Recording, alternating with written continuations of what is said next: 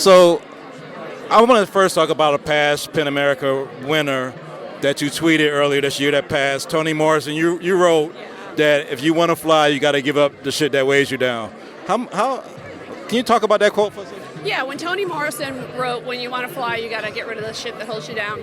You know, when I went through an experience where, in a historic way, the President of the United States, for the first time in the history of this country, and the Attorney General, Jefferson Beauregard Sessions, decided to just throw away my First Amendment rights and put me under a federal investigation by two federal agencies, the U.S. Attorney's Office and the Secret Service, where I was interrogated under oath.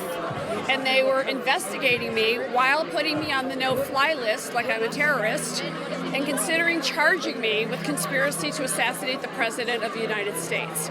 That's never happened in the history of this country. So I'm here to say, like me or like my photo, I don't care. You can have whatever feeling you want. But you don't want the President deciding what you can laugh at or look at or read unless it's violating the Constitution or the law. So, you know, we're in an odd period now where up is down and down is up. And even just regular old comedians like me are trying to explain, no, yelling fire in a theater does violate the first act. My photo and my vulgar jokes don't. And there's something for everybody. And I'm just a big believer in, when it comes to anything artistic, take what you want and leave the rest. You know, I mean, I'm not a comedy snob. I think it's great that there's comedians who don't say things that are controversial or use props or whatever, but you shouldn't be trying to push anybody out because they aggrieved the orange. I can't finish the second word I have for him.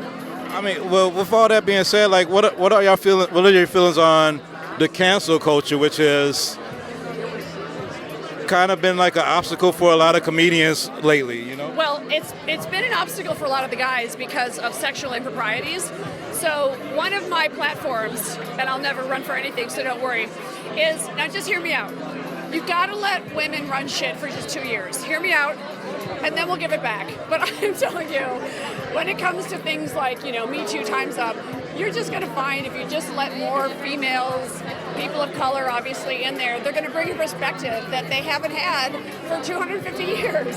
And so the same people have been running things. I, of course, have been canceled. I'm still blacklisted in Hollywood, and yet luckily I've been embraced by the film community. And I made a docu-comedy called Kathy Griffin, Hell of a Story that's playing in 40 countries right now on Apple and Google Play and Vimeo, and it's going to be in 62 countries December 2nd on Amazon Prime. So they try to shut you down, but can't nobody shut you down? Well, I funded the film myself, and I talk about business a lot as well. So I say, if you're a woman, you know, save your money for a rainy day because a monsoon came my way. So I think it's good, too, to talk about all this stuff more.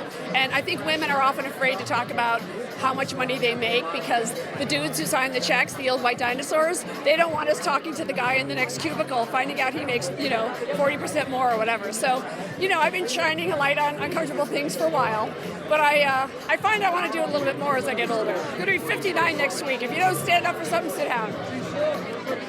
We cheer you on all the time. We see you got the Constitution. Right here, right here. Right here. There you go. It's always with Big me. fan. Best of luck to you guys. Thank you. I appreciate it. Thank you.